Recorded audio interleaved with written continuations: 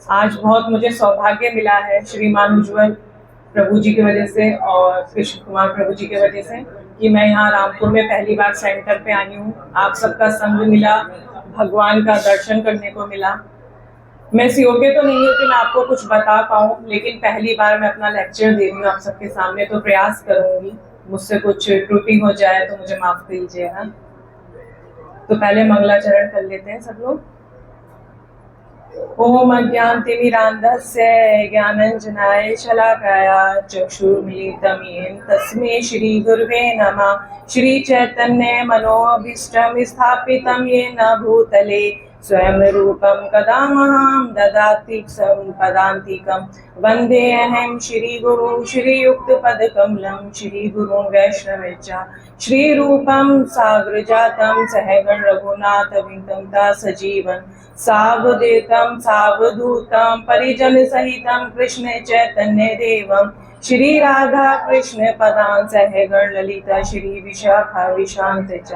हे कृष्ण करुणा सिंधु दीन बंधु जगतपते गोपेश गोपिका कांत राधा कांत नमस्ते। तत्कांचन गौरांगी राधे वृंदावनेश्वरी विश्वानुसुते देवी प्रणमामि हरिप्रिये। वाञ्छाकल्पतरुभ्यश्च कृपा सिन्धुभ्यः एव च पतितानां पावनेभ्यो वैष्णवेभ्यो नमो नमः। जय श्री कृष्ण चैतन्य प्रभु नित्यानंद श्री अद्वैत गदाधर श्रीवासादि गौर भक्तवृंद। हरे कृष्णा कृष्णा कृष्णा हरे हरे, हरे राम राम राम हरे हरे। नमो विष्णुपदाय कृष्णपृष्ठाय भूतले श्रीमती भक्ति वेदांत स्वामी नामिने। नमस्ते सरस्वती देवे गौरवाणी प्रचारिणे निर्विशेष शून्यवादी पाश्चात्य देश तारिणे। हरे कृष्णा।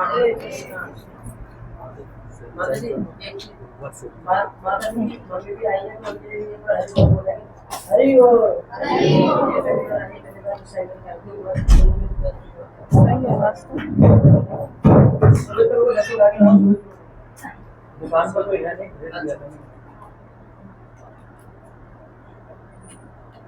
आप डायरी पेन आए? डायरी पेन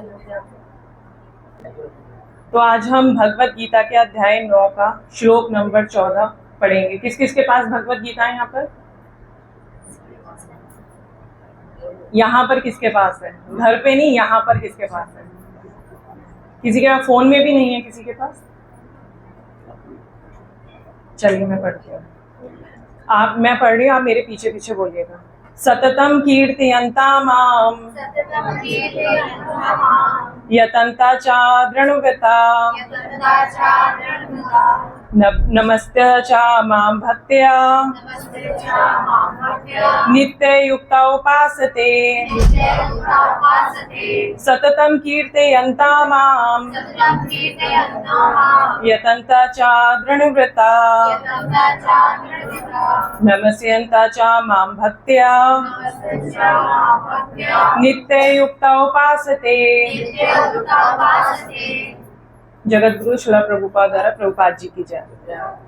यह महात्मा मेरी महिमा का नित्य वर्णन करते हुए दृढ़ संकल्प के साथ प्रयास करते हुए मुझे नमस्कार करते हुए भक्ति भाव से निरंतर मेरी पूजा करते हैं। इसके तात्पर्य में प्रभुपाद जी बताते हैं, सामान्य पुरुष को रबड़ की मोहर लगाकर महात्मा नहीं बनाया जाता। यहाँ पर उसके लक्षणों का वर्णन किया गया है। महात्मा सदैव भगवान कृष्ण के गुणों का कीर्तन करता रहता है, उसके पास कोई दूसरा कार्य नहीं रहता। वह सदैव कृष्ण के गुणगान में व्यस्त रहता है। दूसरे शब्दों में वह निर्वेशवादी नहीं होता। जब गुणगान का प्रश्न उठे तो मनुष्य को चाहिए कि वह भगवान के पवित्र नाम, उनके नित्य रूप, उनके दिव्य गुणों और उनकी असामान्य लीलाओं का प्रशंसा करते हुए परमेश्वर को महिमावान्वित करें। उसे इन सारी वस्तुओं को महिमावान्वित करना होता है। अतः महात्मा भगवान के प्रति आसक्त रहता है। जो व्यक्ति परमेश्वर के निराकार रूप ब्रह्म ज्योति के प्रति आसक्त होता है, उसे भगवत गीता में महात्मा नहीं कहा गया है। उसे अगले श्लोक में अन्य प्रकार से वर्णित किया गया है। महात्मा सदैव भक्ति के विविध कार्यों में यथा विष्णु के श्रवण कीर्तन में व्यस्त रहता है। जैसा कि श्रीमद् भागवतम में उल्लेख है। यही भक्ति, श्रवण, कीर्तन, विष्णु तथा स्मरण है। ऐसा महात्मा अंततः भगवान के 5 दिव्य रसों में से किसी एक रस में उसका सानिध्य प्राप्त करने के लिए दृढ़व्रत होता है। इसे प्राप्त करने के लिए वह मनसा वाचा कर्मणा अपने सारे कार्यकलाप भगवान कृष्ण की सेवा में लगाता है। यही पूर्ण कृष्ण भावना व्रत कहलाता है। भक्ति में कुछ कार्य होते हैं जिन्हें दृढ़व्रत कहा जाता है, यथा प्रत्येक एकादशी को तथा भगवान के आविर्भाव दिवस जन्माष्टमी पर उपवास रखना। ये सारे विधि विधान महान आचार्यों द्वारा उन लोगों के लिए बनाए जाते हैं जो दिव्य लोक में भगवान का सानिध्य प्राप्त करने के इच्छुक हैं। महात्मा जन इन विधि विधानों का दृढ़ता से पालन करते हैं, फलता उनके लिए वांछित फल की प्राप्ति निश्चित रहती है। जैसा कि इसी अध्याय के द्वितीय श्लोक में कहा गया है कि भक्ति न केवल सरल है अपितु इसे सुखपूर्वक किया जा सकता है। इसके लिए कठिन तपस्या करने की आवश्यकता नहीं होती। मनुष्य सक्षम गुरु के निर्देशन में इस जीवन को गृहस्थ, सन्यासी या ब्रह्मचारी रहते हुए भक्ति में बिता सकता है। वह संसार में किसी भी अवस्था में कहीं भी भगवान की भक्ति करके वास्तव में महात्मा बन सकता है। हरे कृष्णा। अब मैं सबसे पहले आप लोगों से एक क्वेश्चन पूछना चाहूंगी। अगर आपको एक ऐसी प्रक्रिया के बारे में पता चले जिससे आपके जीवन में जितनी मानसिक अशांति है, आपके अंदर जितनी बुराइयां हैं वो दूर हो जाए, आपकी जितनी नेगेटिव थिंकिंग है, मेरे ख्याल से सभी के दिमाग में आती है नेगेटिव थिंकिंग, है ना, वो दूर हो जाए और आपका भगवान से संबंध स्थापित हो जाए, तो आप ऐसी प्रक्रिया को अपनाएंगे कि नहीं अपनाएंगे? सभी अपनाएंगे ना। तो हमारे वैदिक शास्त्रों में भी ऐसी एक प्रक्रिया बताई गई है और वो प्रक्रिया क्या है? भगवान का नाम, भगवान का जप, भगवान को याद रखना। आजकल की डेट में हम लोग क्या करते हैं, मोबाइल, इंटरनेट, इन चीज़ों से इतने घिरे हुए हैं कि जितनी इन चीज़ों ने हमें सुविधाएं दी हैं उतनी हमारी मानसिक अशांति भी बढ़ी है, बेचैनी और ज़्यादा बढ़ी है। तो वास्तविक शांति कहाँ मिलेगी? भगवान के नाम में। तो भगवान इस श्लोक में हमें बताते हैं कि जो भक्त निरंतर मेरा कीर्तन करता है, सदैव मेरा कीर्तन करता है, वो महात्मा होता है, वो मुझे प्राप्त करता है ना। तो अब हम चर्चा करेंगे कि भगवान और भगवान का नाम एक ही है, उसमें कोई अंतर नहीं है। जैसे मान लीजिए आपको प्यास लगी है तो आप क्या करेंगे? पानी पानी पानी पानी पानी पानी पानी। तो क्या सिर्फ पानी पानी कहने से आपकी प्यास बुझ जाएगी? किसी का प्यास बुझ जाएगी ऐसे? क्या करना पड़ेगा? खुद जाके पानी पीना पड़ेगा, है ना। तो उसी तरीके से क्या है, जब हम हरे कृष्ण मंत्र बोलते हैं ना, तो ये केवल एक ध्वनि नहीं है, ये सीधे गोलोक से आ रही है। ये चैतन्य महाप्रभु ने हमें बताया है कि कलयुग में सिर्फ और सिर्फ आपको भगवान का नाम लेना है। तो ये जो ध्वनि है ये गोलोक से आ रही है और आपको इसमें भगवान का नाम लेना ही होगा। जब हम भगवान का नाम लेते हैं तो हमारा भगवान से सीधा संपर्क स्थापित होता है। आपने देखा होगा, जैसे कभी कभी आपने नया घर बनवाया है तो आप गृह प्रवेश के लिए पंडित जी से पूछते हैं कि शुभ मुहूर्त कौन सा होगा, पूछते हैं। किसी दुकान की ओपनिंग करवानी है तो आप लोग कहते हैं कि पंडित जी शुभ मुहूर्त बता दीजिए। तो आप सारे काम कौन से मुहूर्त में करते हैं? शुभ मुहूर्त में करते हैं, जो पंडित जी ने बताया है, क्योंकि शुभ मुहूर्त में काम करेंगे तभी तो वो शुभ होगा। तो भगवान को याद करने का शुभ मुहूर्त कौन सा है? कौन सा मुहूर्त है? कभी भी, लेकिन जब आप भगवान से डायरेक्ट, जब आपका दिमाग बिल्कुल शांति से रहेगा, पूरे दिन में नहीं हो सकता, वो है ब्रह्म मुहूर्त। और ब्रह्म मुहूर्त में हम क्या कर रहे होते हैं? सो रहे होते हैं। तो टाइम तो गया जब हम भगवान से डायरेक्ट कनेक्शन कर सकते हैं। भगवान को याद तो पूरे दिन कर सकते हैं, भगवान से कनेक्शन भी बना सकते हैं, लेकिन ब्रह्म मुहूर्त का टाइम ऐसा होता है जब हमारा दिमाग बिल्कुल शांति रहता है, हम भगवान से डायरेक्ट कनेक्शन बना सकते हैं। इसको हम कुछ एग्जाम्पल से समझ सकते हैं। पहला एग्जाम्पल है अजामिल का। आप लोगों में से कई लोगों ने सुना भी होगा अजामिल का। तो अजामिल क्या था? एक बहुत ही सदाचारी ब्राह्मण था, बहुत ही बढ़िया राजा था। तो अपनी प्रजा की भी वो बहुत अच्छे से हेल्प करता था हर चीज़ में, और उसकी एक सुंदर पत्नी भी थी, बच्चे भी थे। एक बार क्या हुआ, उसने एक महिला को देखा और उसके साथ उसका मन करा संग करने का। तो उसने उस महिला को अपने साथ अपने महल में रख लिया, उससे विवाह कर लिया।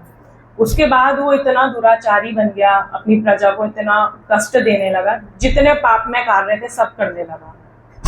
जब उसका अंत समय आया तो यमराज उसे लेने आ गए, क्योंकि उसने अब सारे पापमय कार्य कर दिए। तो यमराज उसे लेने आए। तो यमराज को देख के उसने अपने बेटे को बुलाया उसने बोला नारायण, क्योंकि उसके बेटे का नाम क्या था, नारायण था। उसने भगवान को नहीं बुलाया था, भगवान का बिल्कुल नहीं सोचा था, उसने अपने बेटे को बुलाया था नारायण। और नारायण से शब्द सुनते वहां कौन आ गए, विष्णु दूत आ गए। अब जब विष्णु दूत आ गए तो यमदूत कह रहे कि हम तो इसको लेके जाएंगे, तो विष्णु दूत कह रहे आप इसको नहीं लेके जा सकते क्योंकि इसने भगवान का नाम लिया है। तो यमदूत बोलने लगे कि इसने तो जिंदगी भर पाप में कार्य कर रहे हैं, अब तो इसको नरक में जाना पड़ेगा, तो हम लेने आए। तो विष्णु दूत ने बोला कि नहीं, उसने जो भी करा हो, लेकिन अब इसने क्या करा है, भगवान का नाम लिया है, तो आप इसे नहीं लेके जा सकते। तो आपने देखा नाम में कितनी शक्ति होती है। और जब अजामिल को ये लगा कि यमदूत चले गए, विष्णु दूत यहीं पर है, तो उसका हृदय परिवर्तित हो गया। उसने अपना सारा मतलब जितना राजपाट था सब छोड़ के वो कहाँ चला गया, हरिद्वार चला गया। और वहां उसने पूरी जिंदगी क्या करा, जितनी उसकी जिंदगी बची थी उसने हरि नाम जपा। तो हरि नाम से क्या हुआ, उसका हृदय परिवर्तित हो गया, उसकी पूरी लाइफ चेंज हो गई और उसने किसको प्राप्त करा, भगवान को प्राप्त करा। ऐसे एक दूसरा उदाहरण किसका है, महर्षि वाल्मीकि का। वो कौन थे, एक डाकू थे, रत्नाकर नाम के डाकू। क्या करते थे, दूसरों को लूटपाट करते थे, पैसा ले लेते थे, खून कर देते थे। एक बार उनकी भेंट किससे हुई, नारद मुनि से हुई। तो नारद मुनि ने उनसे कहा क्या ये तुम जिंदगी में पाप करते रहते हो, अरे अच्छे काम करो, भगवान को याद करो, भगवान का नाम जपो, भगवान मिलेंगे। तो रत्नाकर डाकू ने सोचा ठीक है मैं भी ऐसा करके देखता हूँ। तो नाम जप करने लगा, राम राम की जगह बोलने लगा मरा मरा मरा मरा मरा मरा मरा मरा मरा, उससे राम राम बोलने ही नहीं आ रहा। तो नारद मुनि ने कहा कि आप कोशिश करो, धीरे धीरे आप राम का नाम लेने लगोगे। तो उसने धीरे धीरे कोशिश करी, मरा मरा मरा से वो राम राम पे आ गया। और राम राम राम की माला जपते जपते उसका हृदय ऐसे पवित्र हो गया, इतना शुद्ध हो गया कि आगे जाके रामायण के रचयिता महर्षि वाल्मीकि के रूप में हुआ है। अब आप देखिए नाम का कितना प्रभाव होता है। भगवान के नाम का अगर आप शुद्ध हृदय से, पवित्रता से भगवान का नाम जपेंगे तो आपका हृदय चेंज हो जाएगा, आपका पूरा जीवन परिवर्तित हो जाएगा। तो भगवान का नाम हमें क्यों जपना चाहिए, क्योंकि ये हमारे मन की सारी बुराइयों का नाश करता है, हमारे आध्यात्मिक ज्ञान को बढ़ाता है, भगवान से हमारा कनेक्शन बनाता है ना। हम अपनी बॉडी के लिए तो बहुत कुछ करते हैं, सुंदर कपड़े पहन लेंगे, उसको सजा लेंगे, जीभ के लिए हम अपने स्वाद के अनुसार खाना खा लेंगे, आंखों से हम सुंदर सुंदर चीजें भी देख लेंगे। अभी कोई कहेगा कुत्ता मरा पड़ा, उसे कोई देखेगा, लेकिन अभी सुंदर सुंदर चीजें होंगी तो उसको देखने के लिए हमारी आंखें ललायित होंगी कि हाँ चलो देखें। लेकिन हम अपनी आत्मा के लिए क्या कर रहे हैं, आत्मा का पोषण क्या है, भगवान का नाम। अब ये मोबाइल है, ये मोबाइल हम चार्जर से चार्ज कर रहे हैं तभी तो काम कर रहा है जब इसमें बैटरी आ गई, वरना क्या है ये खाली डब्बा है, कुछ यूज होगा नहीं होगा। तो चार्जर इसका मेन है ना, जब तक चार्जर नहीं होगा मोबाइल बेकार है। उसी तरीके से हमारी आत्मा का पोषण है भगवान का नाम। हमारा आत्मा का चार्जर क्या है, भगवान का नाम। तो हमें क्या करना है, भगवान का नाम जपना है, सबको जपना है ना। एक उदाहरण हम और ले सकते हैं हरिदास ठाकुर का। हरिदास ठाकुर जो हम उन्हें नामाचार्य भी बोलते हैं, जब हम नाम जप करते हैं, उनसे प्रार्थना करते हैं भक्ति में आगे बढ़ने के लिए, तो वो दिन में 3 लाख बार भगवान का नाम जपते थे, 3 लाख बार। आप सोच के देखिए कितना पूरे पूरे दिन माला करते थे वो।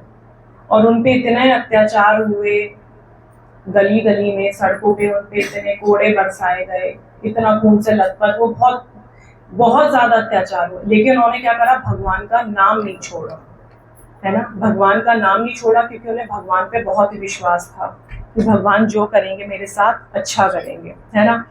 तो श्री चैतन्य महाप्रभु भी कहते हैं नाम चिंतामणि कृष्ण चैतन्य रस विग्रह, कि भगवान का नाम स्वयं भगवान है, हमें कोई अंतर नहीं करना है।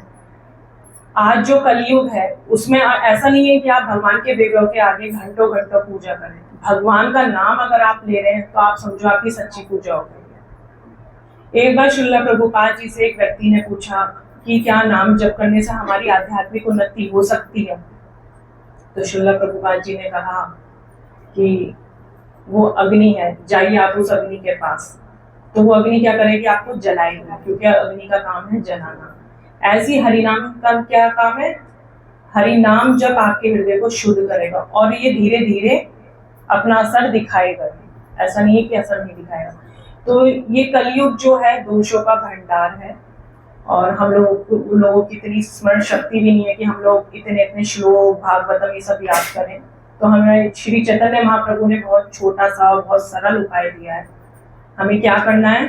दोनों हाथ उठा के हरे कृष्णा कृष्णा कृष्णा हरे हरे, हरे राम राम राम हरे हरे।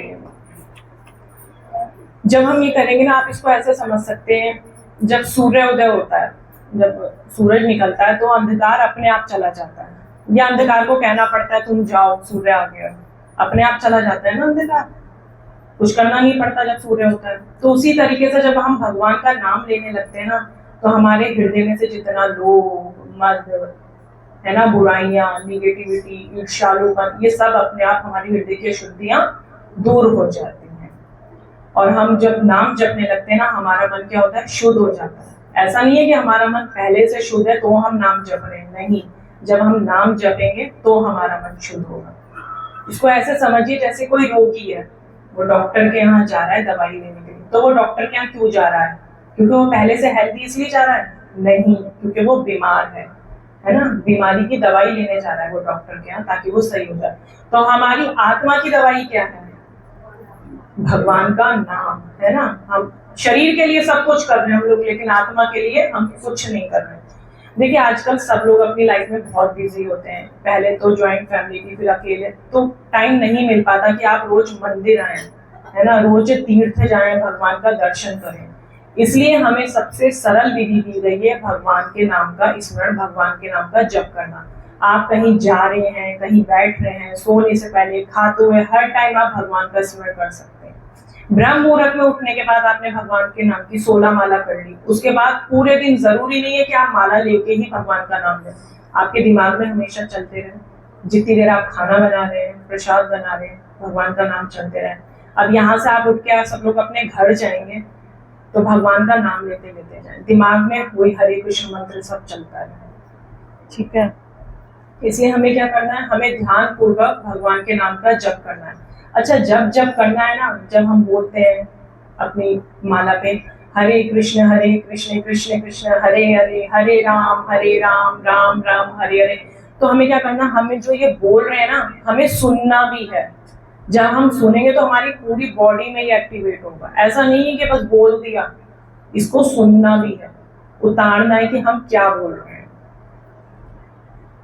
इसमें भगवान क्या बता रहे हैं श्लोक में कि जो भक्त सतत मेरा कीर्तन करता है, निरंतर मेरा कीर्तन करता है, वो मुझे प्रिय होता है ना। ऐसा नहीं है कि जो सिर्फ संडे लव फीस्ट में आ जाएगा वो मेरा प्रिय बन जाएगा, जो सप्ताह में एक बार आ जाएगा वो मेरा प्रिय हो जाएगा, नहीं। भगवान का नाम निरंतर लेना है ना। आप इसको ऐसे समझिए जैसे एक आम का वृक्ष है, तो आपको उसमें पानी देना है, तो आप क्या करेंगे? पानी जड़ में डालेंगे और उसकी टहनियों को, पत्तों को अलग अलग करके जड़ में डालेंगे ना, तो वो अपने आप पोषित हो जाएगा, हरा भरा हो जाएगा, अपने आप उसमें आम भी आ जाएंगे। उसी तरीके से जब हम भगवान का नाम लेते हैं ना, तो हमारे जीवन के जितने भी पक्ष हैं, जितनी भी बुराइयां हैं, अशुद्धियां, वो धीरे धीरे भगवान अपने आप ही संतुलित कर देते हैं। हमें कुछ करने की जरूरत नहीं होती है। जैसे मान लीजिए सूरज ना निकले तो क्या होगा? ना प्रकाश होगा, ना भोजन बनेगा। लेकिन ये क्या है? भगवान की बहुत छोटी सी शक्तियां हैं जो कहाँ से आ रही है? भगवान से ही आ रही है। तो हमें क्या करना है? हमें भगवान को पूजना है, छोटी छोटी शक्तियों की तरफ ध्यान नहीं देना है। अब जैसे मान लीजिए राधिका माता जी हैं, इनके घर पे अमेरिका के राष्ट्रपति आते हैं, तो माता जी कितनी खुश होंगी कि अरे आज तो मेरे घर पे अमेरिका के राष्ट्रपति आए, ये उनकी देखभाल करेंगी, उन्हें खाना खिलाएंगी, बहुत अच्छा लगेगा इन्हें, और सब लोग इन्हें पूछेंगे। लेकिन जो पूरे ब्रह्मांड के मालिक हैं वो हमारे द्वार पे खड़े नाम के रूप में, नाम जप के रूप में, और हम उनका स्वागत ही नहीं कर रहे। तो हमसे ज्यादा हम कंडीशन आप सब समझ ही सकते हैं कि हम लोगों की क्या कंडीशन है। भगवान नाम के रूप में आ रहे हैं और हम तब भी उनको नहीं समझ रहे हैं। तो आप सब ये देखिए कि भगवान का नाम कितना ज्यादा जरूरी है। कभी कभी कुछ भक्त कहते हैं कि हमने नाम जप तो शुरू कर दिया है, है ना। कुछ भक्त कहते हैं कि नाम जब शुरू करते हैं, लेकिन हमारी जिंदगी में ना कोई चेंजेस नहीं आया, वही परेशानियां, वही सब, बल्कि ऐसा लगता है भगवान ने तो और ज्यादा परेशानियां दे दी। कहते हैं ना कुछ लोग कि अभी तो कुछ हुआ ही नहीं है, लेकिन आप एक चीज सोचिए कि एक किसान है, वो अपने खेत में गया, उसने बीज बोया, तो क्या वो अगले दिन ही फसल काट लेगा? क्यों नहीं काटेगा? टाइम लगेगा ना। तो उसी तरीके से जब हम नाम जप करते हैं ना, तो क्या होता है, हमारे पुराने करोड़ों जन्मों के इतने पाप कर्म, संचित पाप कर्म है जो जुड़े हुए हैं, तो जब हम नाम जप करेंगे तो धीरे धीरे वो पाप कटते हैं, उसके बाद हमारी अशुद्धियां दूर होती हैं। तो ये क्या है, सब धीरे धीरे विकास होता है इसका। ऐसा नहीं है कि आज आपने नाम जप शुरू करा तो कल से भगवान ने आपकी सारी चीजें दूर कर दी, और दिक्कतें आएंगी आपको, लेकिन आपको उसमें हिम्मत बनाए रखना है, भगवान पे से विश्वास नहीं उठने देना। यहाँ किसान से हमें क्या शिक्षा मिलती है, क्या चीज सीखने को मिलती है? सब्र करना। जैसे किसान ने सब्र करा तो हमें भी सब्र करना चाहिए, है ना।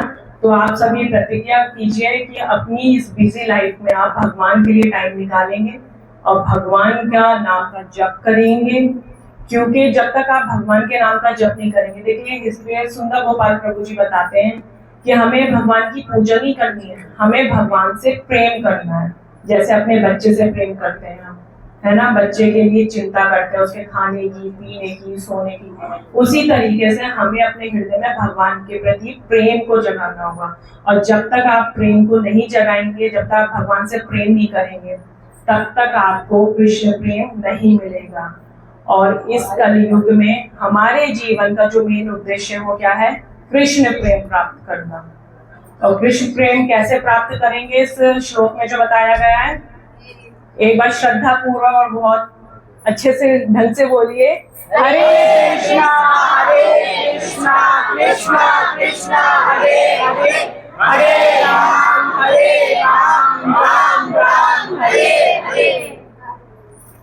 अब मैं मोहन श्याम सुंदर प्रभु जी से कहूंगी कि वो आपको बोले मेरा, अगर आपको इस टॉपिक। हरे कृष्णा। आश्रय भक्तों के चरणों में प्रणाम मेरा। मुझे स्पीच फर्स्ट टाइम दे रहा हूँ मैं, मुझे गुरु का आदेश है, उनका आदेश की वजह से मैं यहाँ पर आया।